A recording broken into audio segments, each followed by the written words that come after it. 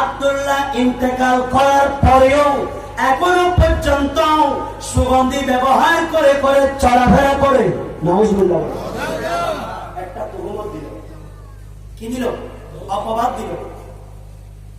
ডাকলেন, মা আমরা এদিকে আসবো, তোমার নামে মক্কার কুরাইশরা আমাকে বিচার দিল। আব্বাজান, যেই অপবাদ দেওয়া হলো এটা হলো ভিত্তিহীন। সুবহানাল্লাহ বলেন। কারণ যেদিন থেকে আপনার সন্তান আব্দুল্লাহর আমানত আমার গর্ভে ধারণ করলাম, সেই দিন থেকে আমার শরীর মোবারক দিয়ে মেসকম্বলের চাইতো বেশি খুশবু যাচ্ছে। শুধু তাই নয়, পাহাড় দেখলে আমাকে সালাম দেয়, পশু পাখি দেখলে আমাকে সালাম দেয়। প্রত্যেক মাসে মাসে আম্বিয়া ইকরাম আমার ঘরের মধ্যে সেই বারবার বলছেন, আমেনা তুঝে সালাম, আমেনা তুঝে সালাম। সুবহানাল্লাহ।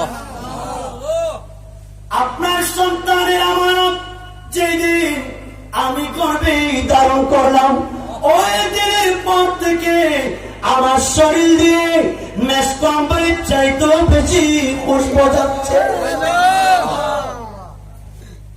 তাহলে সেই নবীর এখনো দুনিয়াতে আসেন নাই, আমাদের শরীর মোবারক দিয়ে যেই খুশবু বের হচ্ছে, আর নবীজির নবুয়তের পসিনা মুবারকের এই ধরনের খুশবু যদি থাকে, আজকে যারা নবীজিকে আমাদের মতো বলছে, আল্লাহ হেফাজত করুন। আমিন। আরে বেনে বেনে খুশবু কি বেদম দিলি কি দুনিয়া महकी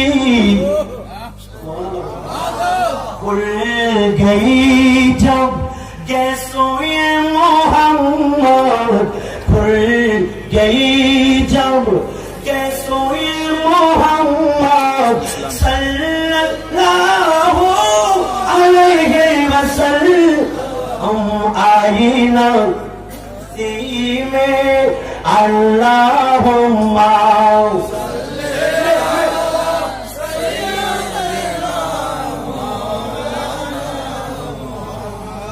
وعلى آله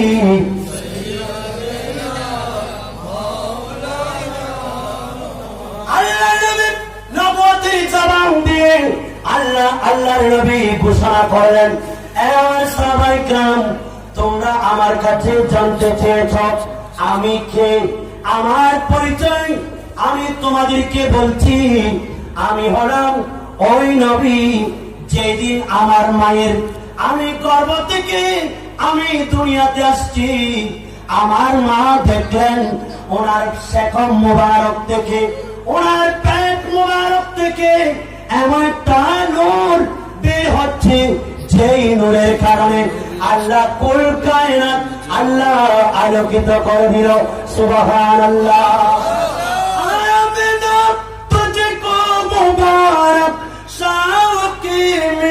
नाद हो अरे तेरी अंगन नौर बल्कि तेरी अंगन नौर बल्कि गले का गरी सब नौर गए सारा दुनिया।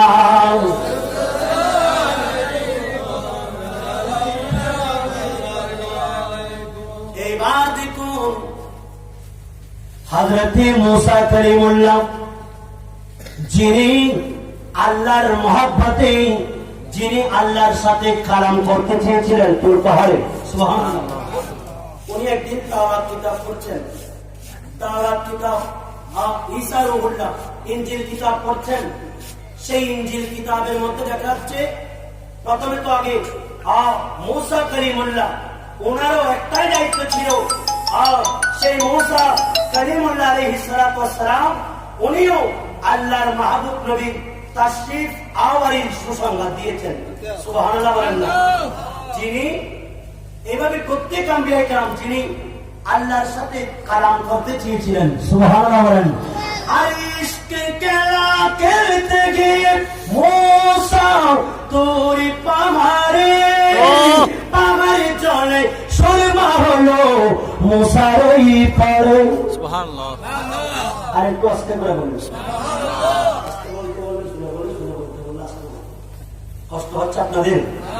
ইশকের খেলা খেলতে গিয়ে মুসা তোরে পাহাড়ে চলে সুরমা হলো মুসারই পড়ে। সুবহানাল্লাহ। তো মুসা নবীর গায়ের পোষণ বুঝতে হলে সর্বপ্রথম ইশকে প্রয়োজন। ঠিক কিনা?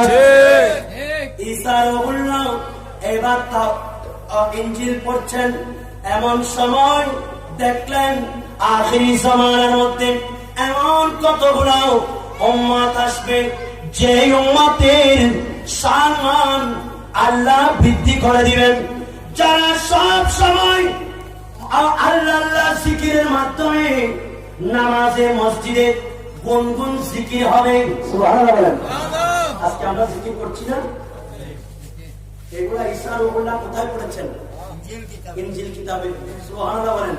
হাসবি রাব্বি জাল্লাল্লাহ মা ফি কলবি গায়রুল্লাহ নূর মুহাম্মদ সাল্লাল্লাহ লা ইলাহা ইল্লাল্লাহ। হাসবি রাব্বি জাল্লাল্লাহ মা ফি কলবি গায়রুল্লাহ নূর মুহাম্মদ ইল্লাল্লাহ। अर्श से फर्श गया ता मुझे मालूम न था, अर्श पर भाग गया ता मुझे मालूम न था। हस्बी रब्बी জাল্লাল্লাহ खैरुल्लाह नूर মুহাম্মদ সাল্লাল্লাহ লা ইলাহা ইল্লাল্লাহ। ঈসা রুহুল্লাহ বলছেন, আল্লাহ আমি ইনজিল কিতাবে পড়লাম এই ধরনের আপনার আখিরি নবীর উম্মত যারা একেবারে শেষ সময় এমন কতগুলা উম্মত আসবেন যাদের আল্লাহর জিকিরে মসজিদের মধ্যে সব সময় গুনগুন আওয়াজ হবে জিকিরে, যাদের মার্তাবা আল্লাহ বুলন্দ করে দিবেন। আল্লাহর কাছে দোয়া করলেন, আল্লাহ ওই সমস্ত উম্মতদেরকে আমাকে দিয়ে দেন। তখন আল্লাহ রাব্বুল আলামিন এটাকে নাকচ করে দিলেন যে আমি আপনাকে নবী হিসাবে মুনতাখাব করেছি। পরবর্তী উনি আমাদের নবীর উম্মত হওয়ার সৌভাগ্য অর্জন করেছেন। সুবহানাল্লাহ।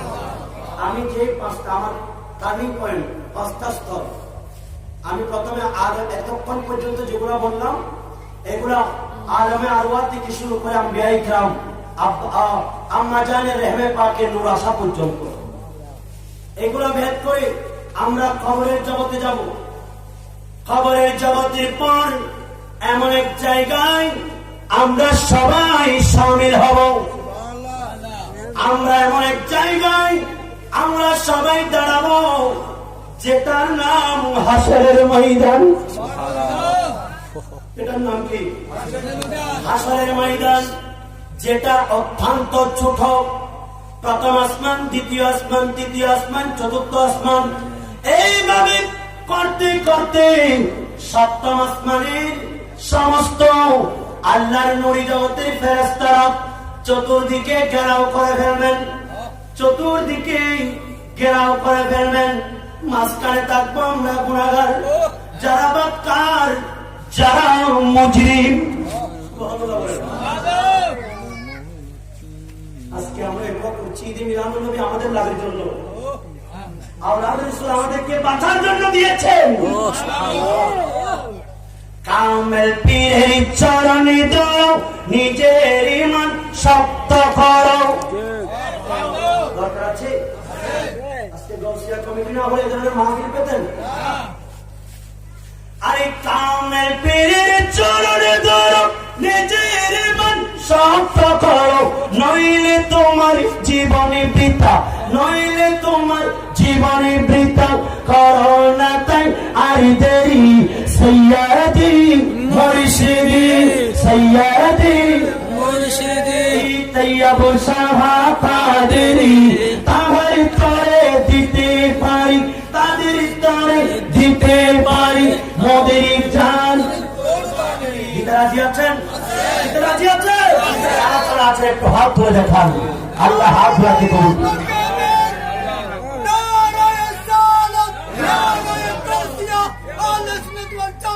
যদি সত্যিকারের দিতে চান তাহলে গাউসিয়া কমিটির সৈনিক হয়ে যেতে হবে। ঠিক।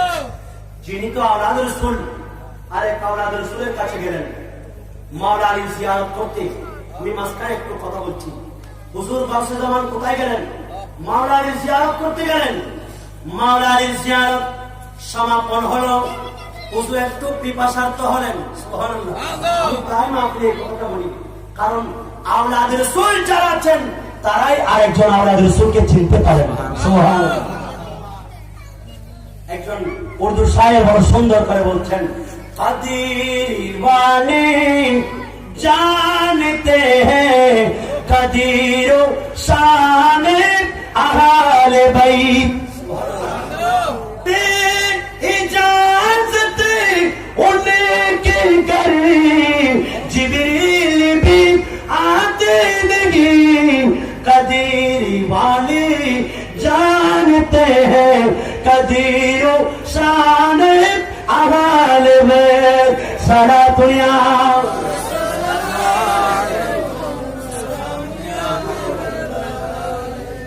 বলতে চেয়েছিলাম আওলাদ রাসূল উনি গেলেন, পিপাসার্ত হলেন। কি হলেন? পানি পান করার ইচ্ছা করলেন। কাউকে বললেন না, বক্তব্য তো অনেক আছে, কাউকে বললেন না। কিছুক্ষণ পর দেখা গেল অনেক দূর থেকে একজন বৃদ্ধ মানুষ, যিনি অত্যন্ত সুন্দর, যার অবয়ব অত্যন্ত সুন্দর, লাঠির মধ্যে বর করে করে আসছেন। হাতের মধ্যে এক গ্লাস পানি নিলেন। কি নিলেন? পানি নিলেন। আওলাদ রাসূল গাউসে জামান এগুলা পান করলেন, কাউকে কিচ্ছু বললেন না। এইবার চলে গেলেন।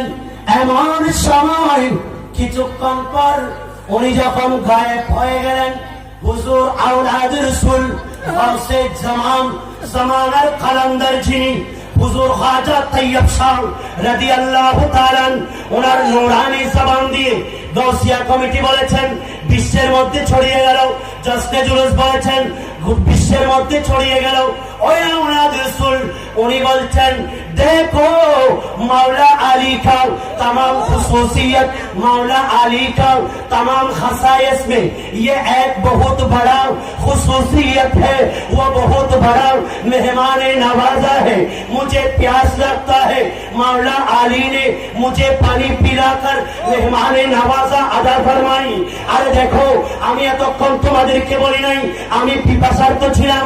আমি যখন পিপাসার্ত ছিলাম আমি কাউকে বলি নাই, কিন্তু মাওলা আলীর যে সমস্ত বৈশিষ্ট্য আছে ওখান থেকে একটা বৈশিষ্ট্য হচ্ছে উনি মেহমানদেরকে নামাজা করতেন।